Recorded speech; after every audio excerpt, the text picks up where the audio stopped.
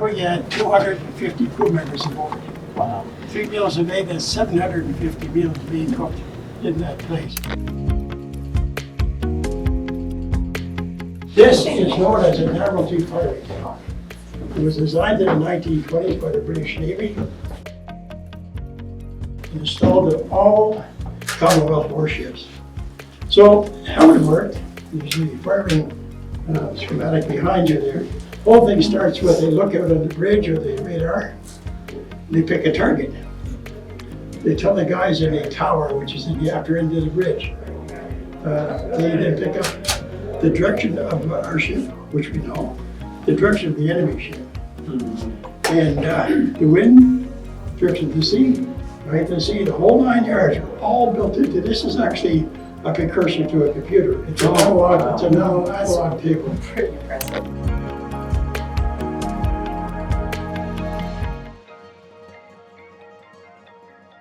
You look, you see those little pillows, we're gonna call them upper rockers. And here's the foot rockers down here.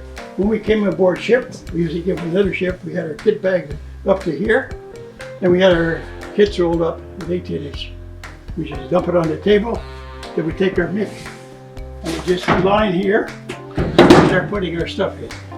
Up here, of course, we use our jackets, things like that. When you see these hammock racks, you can see the hammock, we slept in hammocks. Best thing you ever want to have. I know. Yep. If you don't have it, don't worry about it. The trick is get your Just take foot care of in. it. Get your left foot in. Hang on. There you go. That's it. Use it. That's pretty cool. Yep. There you go. Yeah. If it's tradition, it's If tradition. it's tradition, it's tradition. Yeah.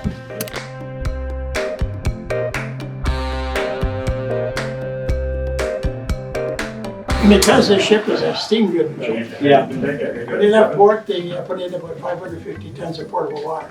But most of it was used to drive the ship. So how it went was, of course, the engine got the first digs on it. After that, it went to sick bay. Then it went to the West Bay. So you had very cold water, No, or very little of it. we each had our own tank. It was our tank. Okay. The point is, you fill that. Now, we never took a shower at sea. Yeah. We're not allowed. Reason for it is the steam would chip. Yeah, John Nicholson. Yeah. Pleased to meet you. Yeah, pleased to meet you. Yeah. This is Ian. He's a former radio operator. Wow, that's a cool spot, eh? Over here, on that bulkhead there, we've got the old switching board, switchboard, a very private room. Not too many people would be allowed in here. During World War II, the coda would have been sitting right there somewhere. And of course, there was an alleyway from so where you go, and that would be wide open there. So things have changed quite a bit. The means of taking down messages.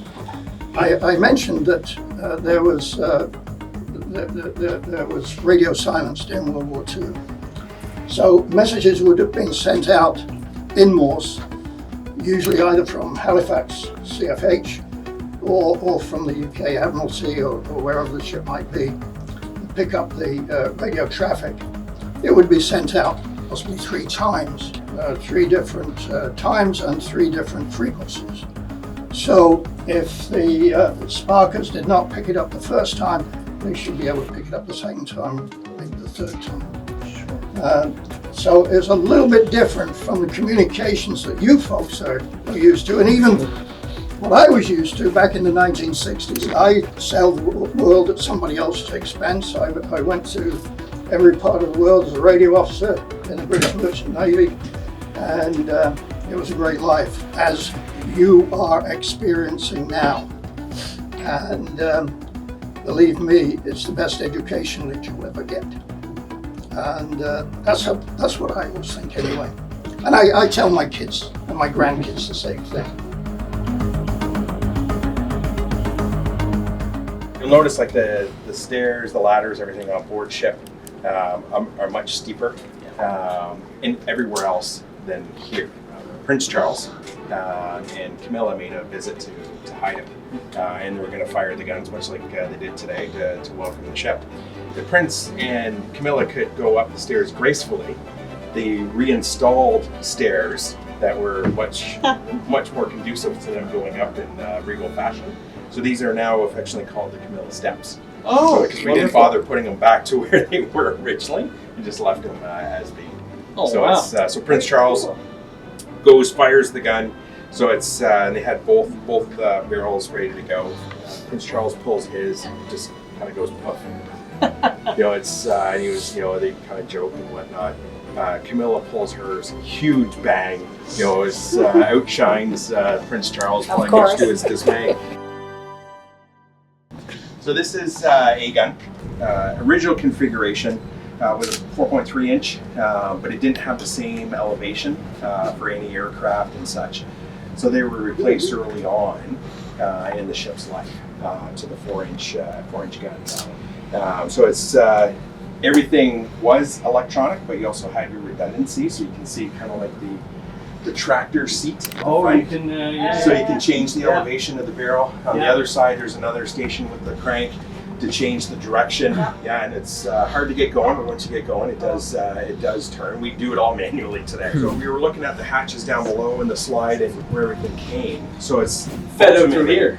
Yeah, it came through like there's hatch just in behind. So a sailor On would the deck. then put it in. Yeah, there'd be another sailor on the other side of this bulkhead. One sailor here, so I would come, load my round, get out of the way. And same thing on the other side. Yeah. Both guns going in a pattern to keep it loaded, What an operation. keep it firing. Yeah. And this was actually a Canadian invention because the tribals were a British design, all named after indigenous tribes of their own home countries or Commonwealth. But Canada added this just more as a mental or a bit of a physical barrier, I guess, of not sticking your head on the other side. So you had to go around this little flap or piece of metal that they added because the original design didn't have this. In Korea they went after trains because there was no Korean Navy per se. So a lot of the ship's jobs were patrolling the waters.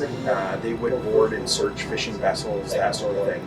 But they also went after supply lines in the mountainous regions of Korea. And it became a bit of a game, so they would try and get the engine. So if you got the engine, you got the train. So it's to get into the Train Busters Club, you had to get the engine to get in. That was kind of your entry fee. And then every engine you got or partial train after that counted. So Haida actually has, you can see it on the side of the V-mount, 2.5 trains. You can see the black markings on the side of the gun. Oh yeah, look at that. So it's 2.5 trains. The Americans started the game, the Canadians won the game, the Americans stopped playing. So this guy right here is my grandfather. Oh, cool. So that's the photo from the family photo from the original commission. I don't know how we remembered it was him, but it's that's him nonetheless. We had a good spot, I guess, to stand out to remember. At one point in time, the Russians passed along. So the Russians admiral gave a reindeer, gifted it to a British admiral. Haida transported the reindeer from Murmansk, Russia, back to the UK. Of course they did. A farm boy was given the duty of taking care of this reindeer with a bag of feed.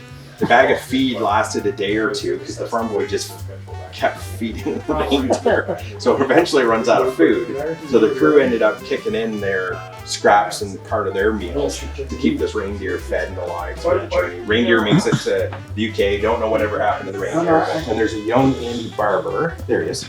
Andy Barber, the signalman. So it's likely up on the bridge would be my guess in Korea.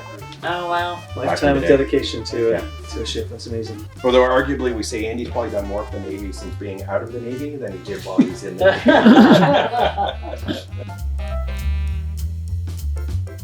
So we have a laundry facility.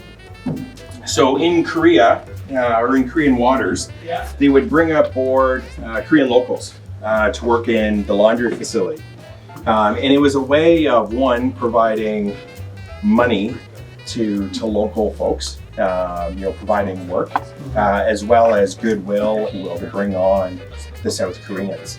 So the ship's company would pay to get their laundry done by the folks that they brought on board, depending on where they were or what port or Korean waters. So it's the chiefs and POs got bunks versus hammocks. So it's a little bit more of a private space, some a few more amenities, but no washroom, showers, or anything like that to their own.